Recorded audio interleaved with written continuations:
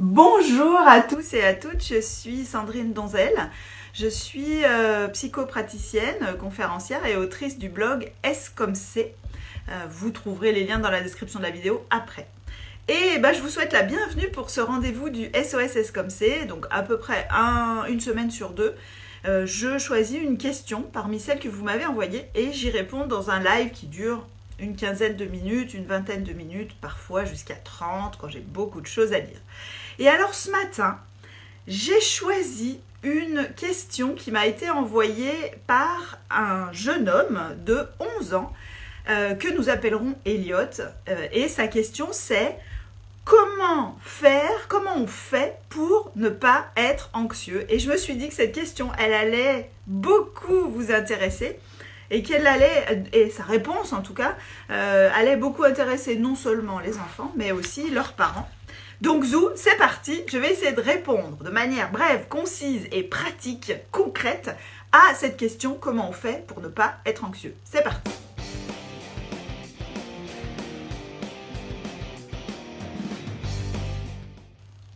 Alors, je vous lis la question, mais elle est brève et concise, exactement comme savent le faire les enfants. Donc c'est la maman de ce jeune homme que j'appellerai Elliot qui me l'a envoyé.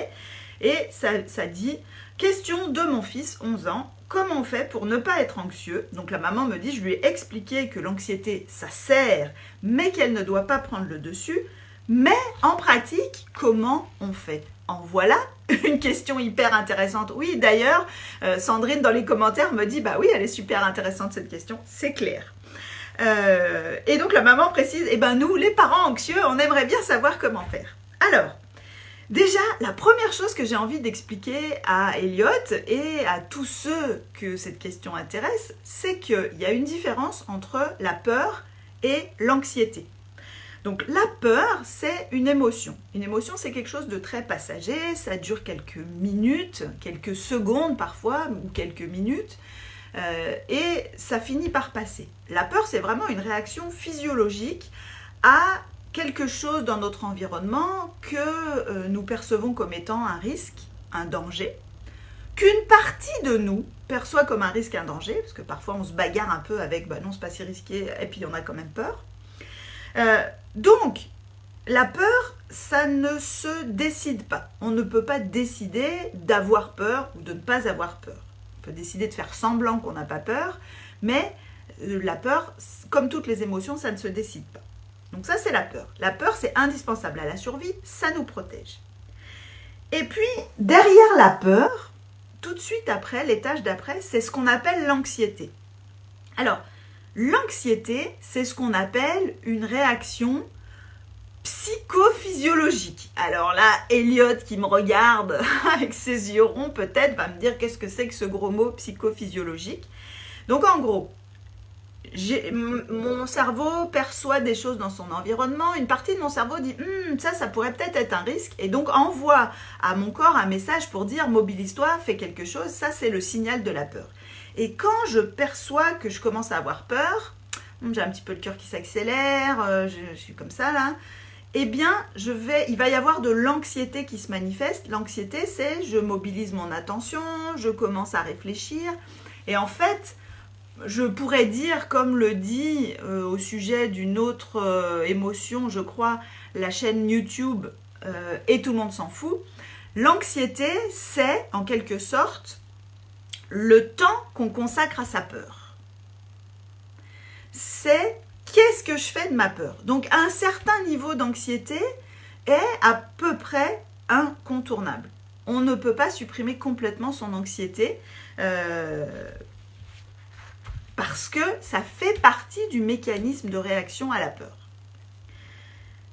Donc, je vous mettrai en lien dans la description de la vidéo, le lien vers la vidéo de Tout le monde s'en fout à propos des émotions parce qu'elle est super intéressante. Bref, ne pas avoir peur du tout, c'est pas possible, ça serait même dangereux. Ne pas être anxieux du tout, c'est pas non plus possible et ça serait aussi dangereux.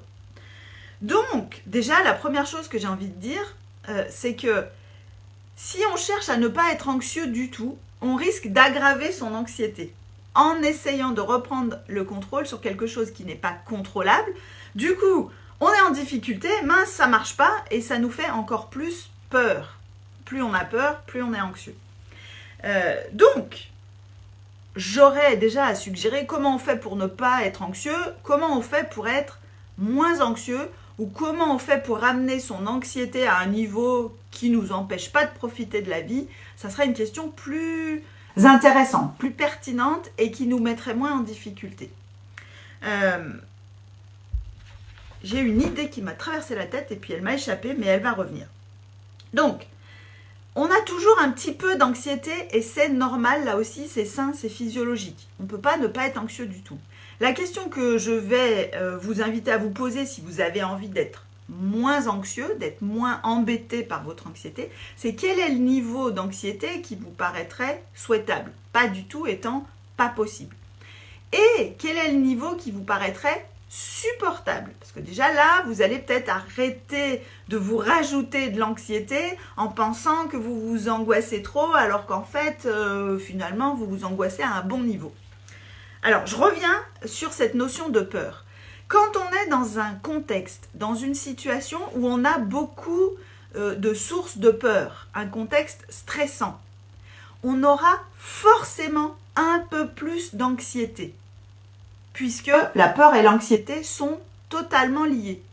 Donc Elliot, en ce moment, tu es dans une situation où il y a des petites sources de peur, de risque, peut-être l'école, peut-être, je sais pas, des préoccupations pour la santé, avec l'épidémie en ce moment, ça nous pose pas mal de questions sur la maladie, l'avenir et tout ça. Donc on a plus d'occasions d'avoir peur. Okay ? Donc, plus d'occasion d'être anxieux.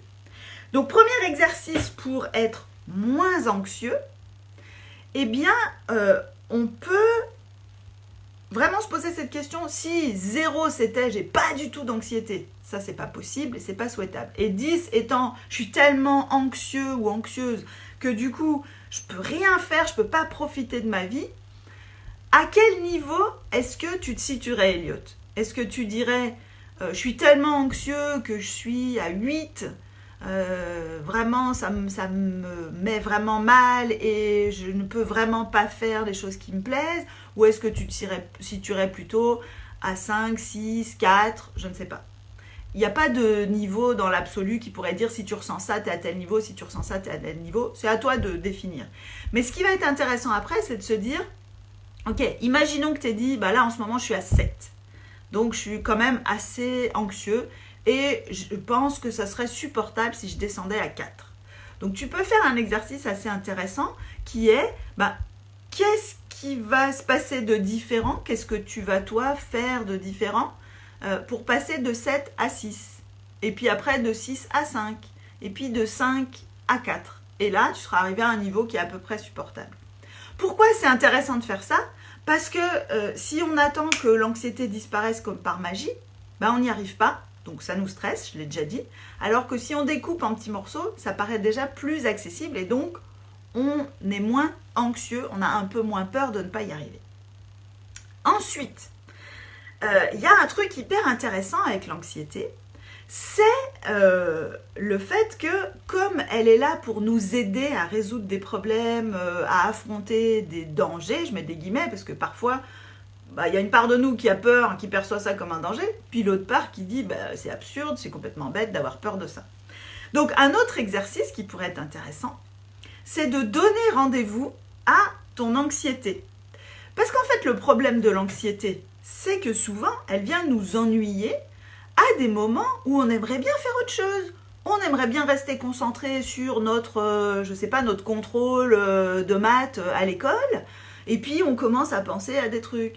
On aimerait bien profiter d'un temps qu'on passe avec ses copains, où on s'amuse. Puis, l'anxiété vient nous rattraper et fait qu'on profite moins du temps et on commence à penser à des choses désagréables. Donc, ce qu'on peut faire pour ça, c'est donner rendez-vous à son anxiété.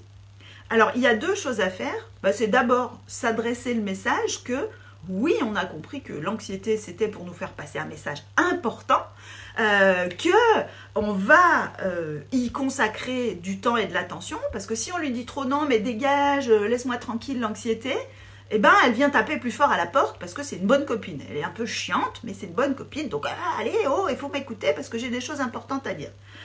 Donc, on va lui dire, ok, mais tu viens me déranger seulement, soit quand c'est vraiment très important, soit quand je suis vraiment disponible pour t'écouter. Parce que sinon, je t'écoute que d'une oreille, ça t'énerve, tu cries plus fort, ça marche pas. Et du coup, on va repérer dans la journée, tiens, comment l'anxiété vient frapper à la porte.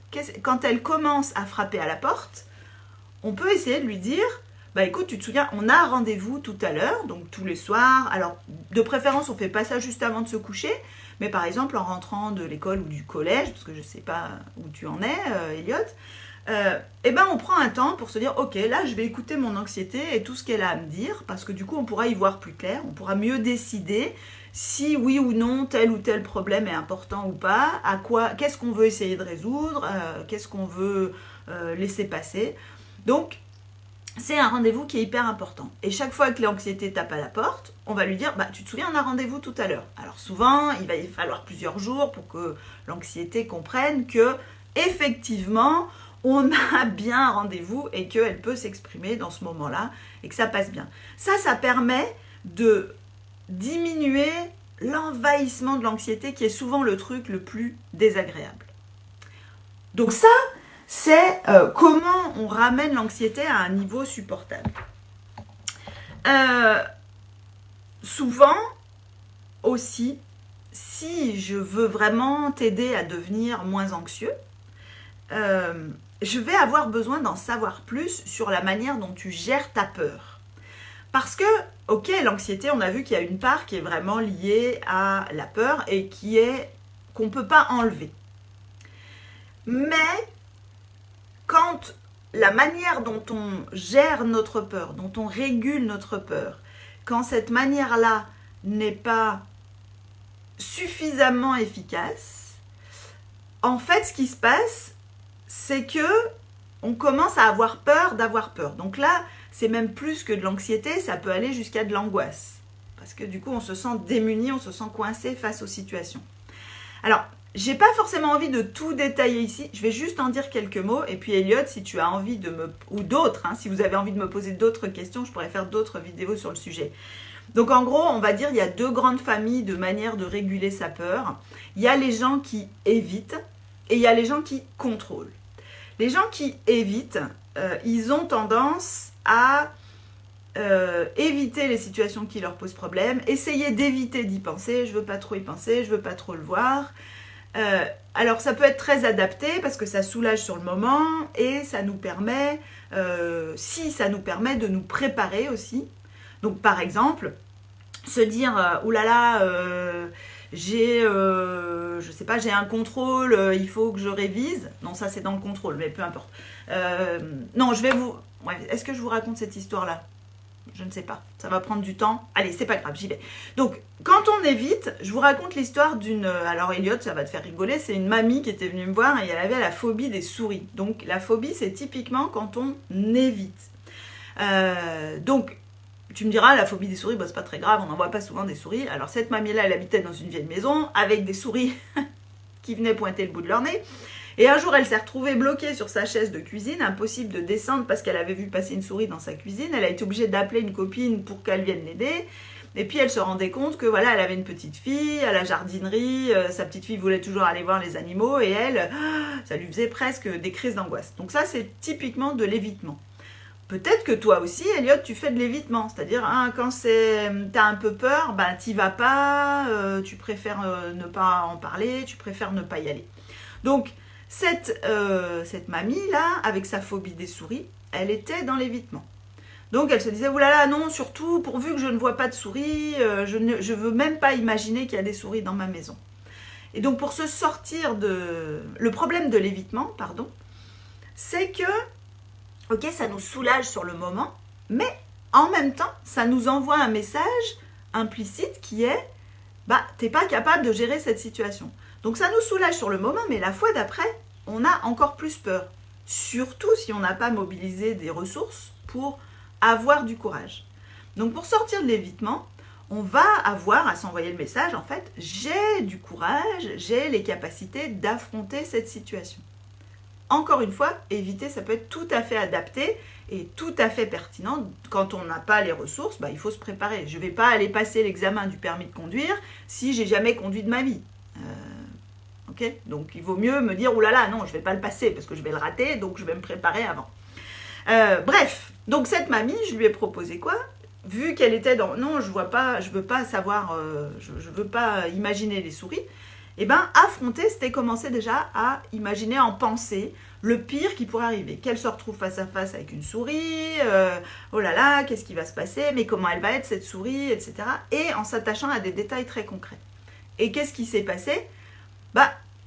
Elle est revenue au rendez-vous suivant en me disant, j'ai commencé à essayer d'imaginer la souris, parce que voilà, mais je me suis rendu compte, je ne me rappelais plus comment c'était une souris, tellement j'avais peur, j'avais un peu effacé ça de ma mémoire, donc elle a commencé à aller regarder gentiment des photos de souris, par exemple, sur Internet, en se disant, tiens, c'est comment?